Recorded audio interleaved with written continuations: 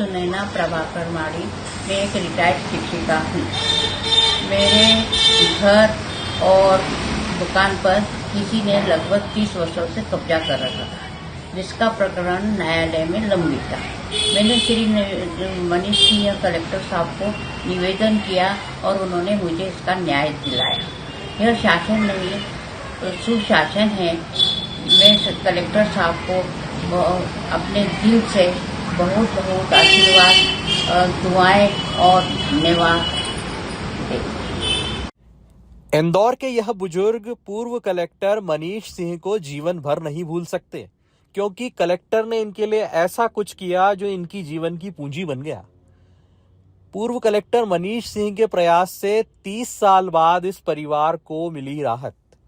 52 आड़ा बाजार में रहने वाली retired government teacher Sunaina Prabhakar Mahadik 30 साल से अपने मकान में रह रहे किराएदार से परेशान थी।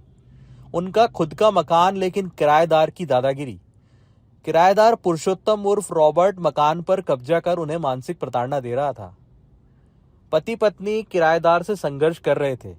इसी बीच उनके पति प्रभाकर महाडिक की मौत हो गई। वे न्याय मिलने की आस में दुनिया ही छोड़कर चले गए। फिर उनकी बेटी डॉक्टर प्रणीता महाडिक ने कलेक्टर मनीष सिंह से गुहार लगाई और पूरा मामला उन्हें बताकर लिखित में शिकायत की।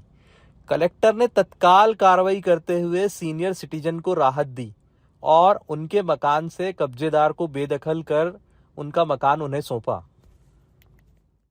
एसडीएम साहब और जो तहसीलदार साहब है, उनकी टीम आई और आज हमको दुकान का कब्जा पुरुषोत्तम पुराणिक, जिसे हमारे आड़ा बाजार में रॉबर्ट पुराणिक के नाम से जाना जाता है, उसके कब्जे से दिलवा के मेरी मदर सुनैना महाडिक को चाबी सौंपी। कितने वर्षों से चल रहा था ये मामला? सर, ये 22 वर्षों से कोर्ट केस में 22 वर्षों से चल रहा था। क्या उन्होंने कब्जा किया हुआ था आपके मकान पे? जी सर, यह दुकान उसको किराए पे दी थी।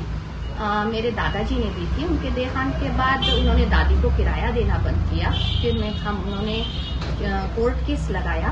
वह दादी के शांत होने के बाद प्रभाकर महाडिक, जो मेरे पिताजी हैं, उनके नाम पे ये केस आया।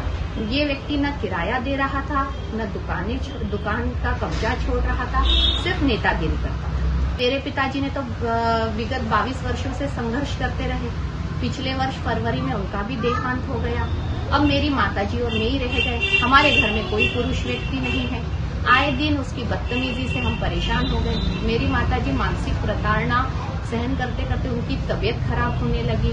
फिर हमको सिर्फ तारीखें मिलती थी। कोर्ट केस तो चल ही रहा था, कहीं कुछ आवेदन दिया तो कुछ हो नहीं पा रहा था। लेकिन कलेक्टर साहब को फिर हमने जब कलेक्टर साहब के कुछ केसेस ऐसे सुने जहां पर उन्होंने गरीब लोग, वृद्ध, विधवा महिलाएं या कैंसर पीड़ित लोगों की मदद की है, तो वहां से हमको एक आशा जागी।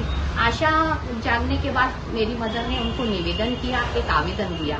सर ने पूरी बात सुनी, हमें आश्वासन दिया कि आपका काम हो जाएगा। और सर की वजह से आज हमें, कलेक्टर साहब की वजह से आज हमें ये कब्जा हमें मिला है।